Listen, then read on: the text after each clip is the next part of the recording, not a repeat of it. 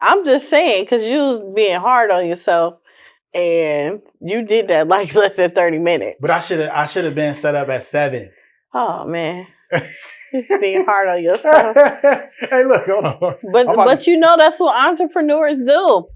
Yeah. Look for perfection and be hard on ourselves. I know that's right. That's the only way to go. Man.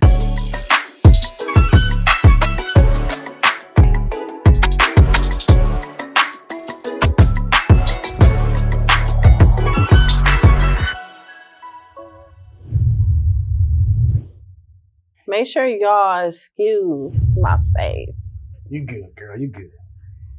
No, for real. Good. I think this hair did it. Oh, yeah? Yeah. Okay. See, I wouldn't know much about that, right? Sorry. See, you talking to me, so you would have to explain that to me, because I wouldn't. Well, I washed one part of the hair, but I didn't wash the other one, so I should have washed it all. But okay, it's all right. It's all right. I'm ready. That's it. So what's up? Yeah. So Yvette. That's me. Lloyd. Correct. Yes. Correct. Yes. Okay. So if somebody was to ask you, like, in a few words to describe, what it is that you do, because I know that you wear a lot of hats. Could you put that into, like, a word or a few words if someone was to ask you that? I could put it into 2 words. Okay. God's work. God's work. Yeah. Okay. All right. So that's 2 words. So if I asked for you to define that, what would you say? What would I say? Mm-hmm. So I have a theory with this. So I have a personal relationship with God, and I do what He tells me to do. And I feel like He has so many children to take care of, so many of them to look out for. So He sent people like me with a loving, caring heart and just giving everything, just pure, but that can handle the job, because He know His children is very, very difficult. So I just feel like He assigns me to different things, different times, different paths, and He removes me from it too at the same time, because I just feel like He can't get everybody at once sometimes, and He needs help with His children. So He sent His soldiers like me and to basically help like with everything. And I just really do what He say. If He tell me to sit down, I sit down. If He want me to help this person, I help this person. I have no control of it at all. I don't. Sometimes it's hard to explain, but I don't. It's just something He brought on to me since I was a little girl, really. My mom been whooping my butt since I was little for stealing groceries out the house and giving it to the kids and taking care of people and everything. She been yelling at me all my life with it. Yeah, so always looking to help somebody else. Yes, I love it. Yeah. It's therapeutic for me, and I love to see the smile on people's face and everything. And I'm raised off love, so it took me a while to figure out that a lot of people wasn't raised that way. So it was like kind of hurtful when I experienced the opposite, and I couldn't understand it at all. It took me years to understand it. But I understand it now. I know how to move forward. I know how to forgive. I don't forget, but I do forgive at the same time. I do. All right. So you mentioned, like, giving you different assignments, right? Oof. So how many assignments do you have currently? I get a lot of them. Like right now. Yeah. Right now, my assignment is me. My assignment is me, myself, because I've endured so much to a point. I feel like He wants me now to speak and help someone else that's struggling with whatever I've been through. So that's what I feel like now. I still help people on my terms, or when I feel like the time is right and everything like that. But I help people without an attachment, where I could just be like, here, and just keep going. And they'd be like, oh, thank you, something like that. And more or less just me. I gotta get me together. I gotta put myself out there to a point now where people know who Yvette is, because I've been on mute for years. Okay. Okay.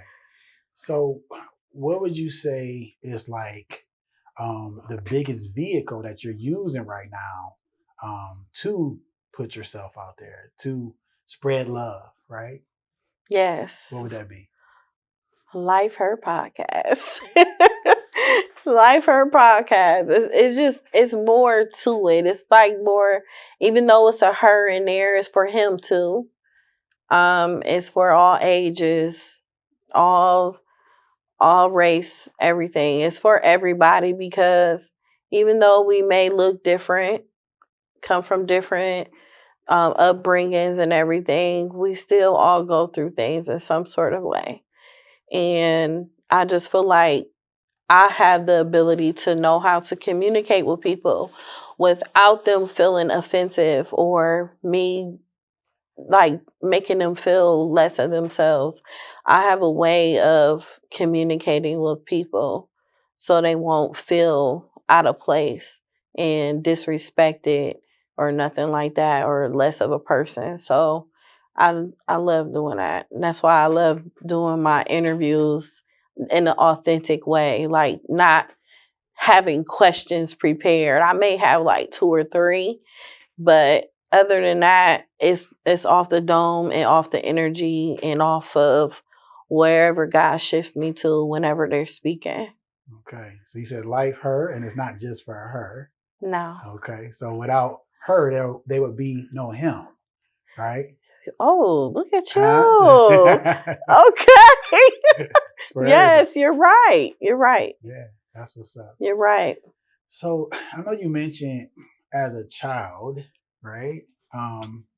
You used to steal groceries out the house to give to people and whatnot, right? Yes. So that loving, caring part of you, right, that motivated you back then and still motivates you to this day. Who gave you that? Who do you think in your household, right, instilled that in you, right? My mom. Okay. My mom. Most likely her. She's always like that. I watched my mom do for her cousins, her sisters, her parents, and everything. And it didn't matter how anyone treated her or who said what to her or anything. My mom still did things out of love. And I will also say my grandparents, I was close to my grandparents on my mom's and my dad's side.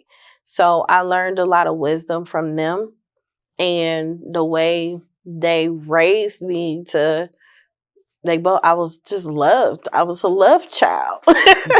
Even with my dad, my mom, there was love, it just wasn't nothing like just because. So that's my upbringing. My dad, I could say I got some from him too, as well. Okay, cool. Yeah. So you are an entrepreneur, right? Am I correct? Yes, I am. Okay, so we sticking that back when you were a child, all right, Yeah. era. Yeah. Who do you think instilled that in you? That hustle, that wanting your own. You know what's so crazy? My bonus dad. He made me read books every summer. He had me doing so much stuff. And then, oh my God, I used to be so pissed. Like I had to do extra spelling words, just extra everything. And we lived in a home, and it was a home next door to us. It was a lot bigger than the home that we were living in. It was like a small home, and he purchased it from the woman that was there, and that was his first walk to real estate. So he still owned the home that we were living in, and then we ended up moving next door into the other home. And watching him grow from that, he go from one home and he like, wait a minute, I could really keep doing this. So he started purchasing home after home, commercial properties. Um, he was still working his 9 to 5 job all the time, and he also was cutting grass and everything. So I watched him do a lot of that. And I'm like, man, he could really be his own boss, but he's still working his 9 to 5, but he still makes time to actually, finance and do things for himself. So that's where I really got it from him, me watching him, and also just watching family overall. I always wanted to do the opposite. I watched my parents, grandparents, I watched everybody work, work, work, work. And I just felt like I just really didn't want to work for anybody like that. And I just wanted to just build wealth and do things my way and everything. And I watched my bonus dad do that, and he built a lot of wealth. He did a lot of things. So he just didn't get to enjoy it. Mhm. So that's one of the things I've learned is a lot of them, the old school folks, I ain't seen too much of them enjoying it as they should, vacations and things like that. Okay. But yeah. All right. So from seeing that, when you got your first opportunity to start your own thing, right? What was that, and around when did that happen? 2008. Yep, 2008. What's so crazy? I could never get a job. When I turned 18, when I turned 16, I was trying to get a job. Then I was like, forget it. So when I turned 18, I was applying any and everywhere to get a job. And then my brother, he ended up having a son. My nephew was going to the daycare there. And when my nephew was going to the daycare, I used to always pick him up. And I ain't never been in a daycare before. I'm like, this kind of different. I think I want to come up in here. And I'm in school at Kent State for nursing. I was getting ready to become a nurse. And then after my nursing, I wanted to become a brain surgeon. So once I seen where my nephew was at, I was still going to nursing school, and they hired me to work at the daycare. And I started to love it. I went from the infant room to the toddler room to cook to preschool room, pre-K room, school age room, and office. And I learned every angle when it came to childcare. And I was like, I want to do this. I want a daycare. So I ended up changing my major. I was almost done. With nursing school. Changed my major to early childhood education, and I ended up getting my associates in it. But me, one of the parents, they didn't want their child to go to that daycare anymore. So I ended up like branching off, and I started watching kids at my house, but I wasn't licensed yet. I was just doing private pay parents and stuff like that, and I was watching their kids, and it just went from there. I started getting my LLC and everything. I didn't know what I was doing, but I was doing it because wasn't nobody in my family entrepreneurs like that. So I just did it. There you go. Yeah. Okay. So that was the first. And like how many different endeavors have you done? Right? Oh, I did a few. I had Fidea Young Women's Program. I actually started that. I actually got licensed for daycare in 2012. And I also started Fidea, a youth program for young girls, in 2012. So I had my daycare center upstairs, and then I had my youth program downstairs, having young girls come in, speaking life into them, preparing them for adulthood, financial literacy, job readiness, college prep, taking them to places that was outside of their comfort zone and outside of places where they don't live at and never been. So I started doing a lot of that, and I did it for some years. I just loved it. I did. Okay. So after Fidea, was there anything else prior to Life Her? Well, I did Life Her. I just did my daycare. Then I did Fidea, and then I did some real estate, and then I ended up doing janitorial. I did that, and I actually did that with my husband, and then that was like really it of like all the things I was doing. And like now I do podcast studio, hair salon, pet store, real estate. And it's just like investing in different futuristic companies and everything. So I'll be doing all of that now. Yeah. So you are a serial entrepreneur. Yes. Right? Yes. And an investor. Okay. Yeah. So when you spoke about Fidea, right? It is Fidea, right? Yes. Okay. You mentioned that you were speaking life into those young ladies, right? Mm-hmm. So I want to know, like, the name Life Her for your podcast, right? Mm-hmm. When did that come to you? You know, so crazy. It was gonna be called, I think, Life Vet or Life something. I can't remember. It was something my mom was thinking of because I was telling my mom because I stopped doing Fidea.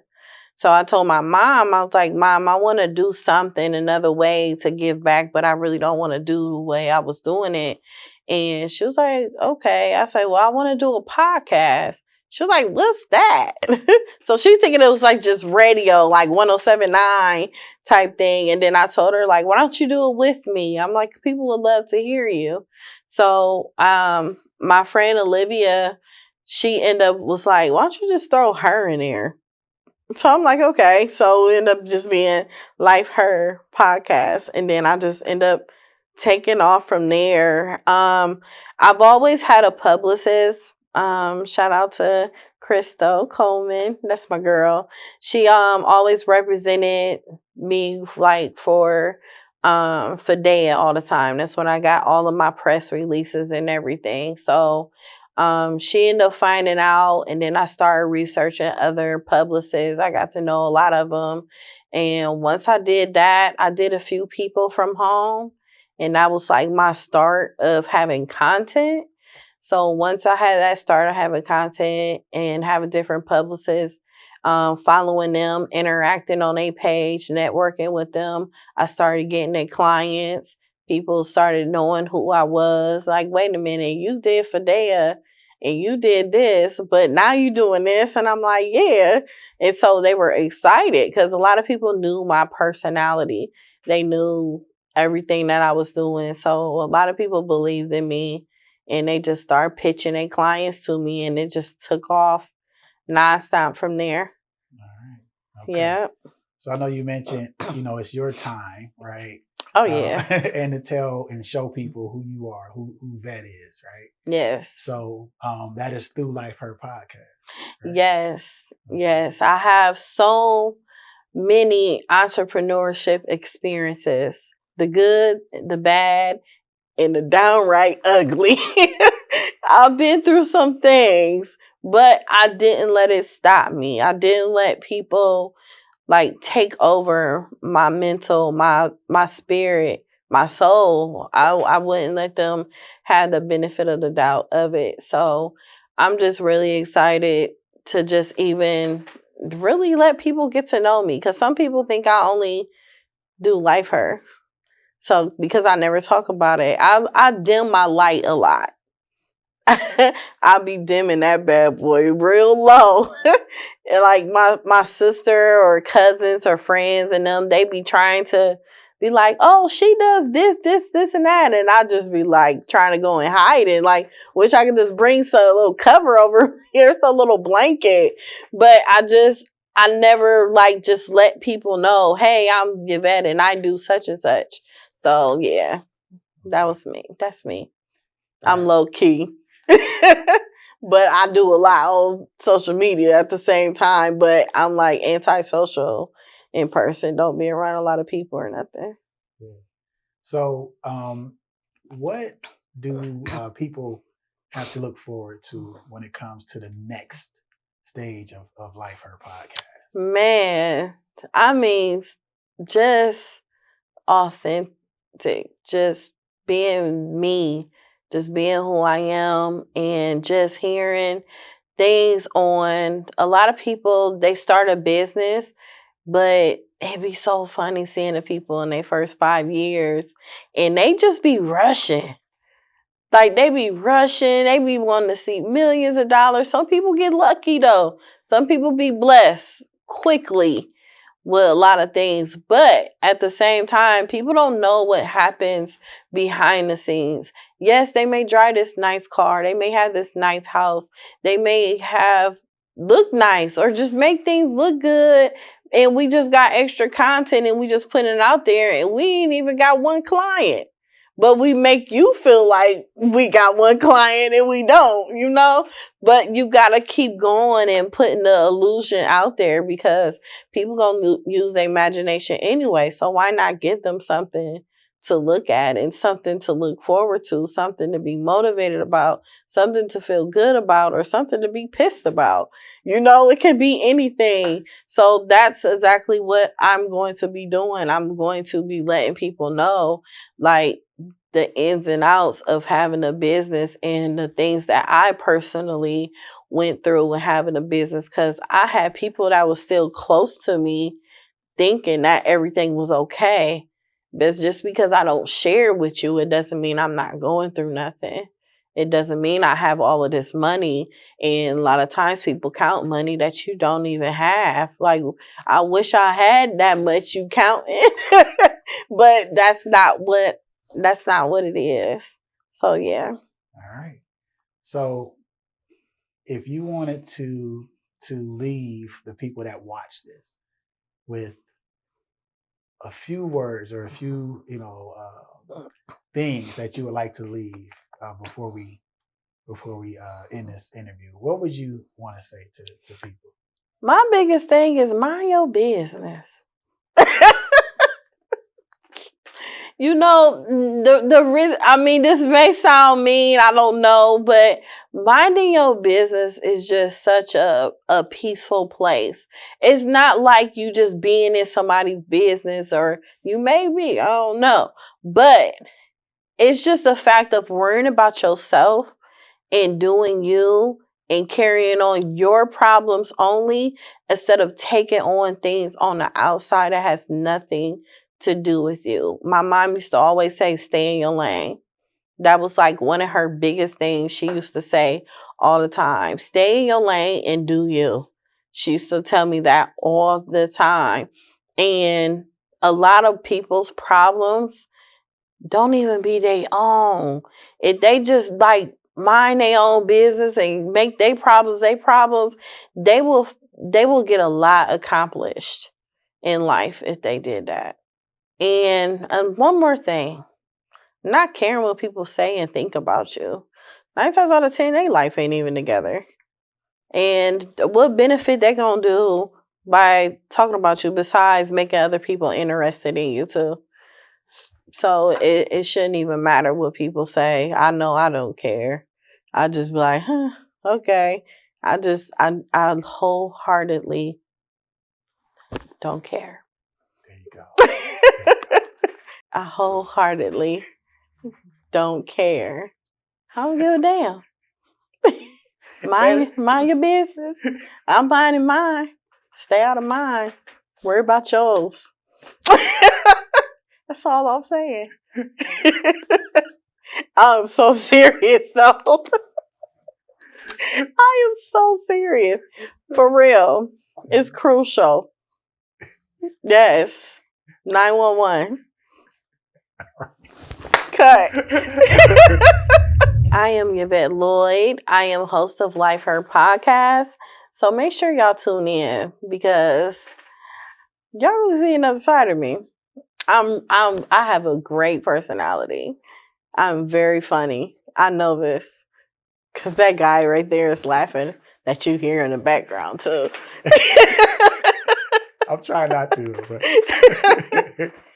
but yeah, tune in, follow, subscribe, stop acting funny, and also check out my vlogs too. You get to see the business side and personal side, not too personal, but personal enough.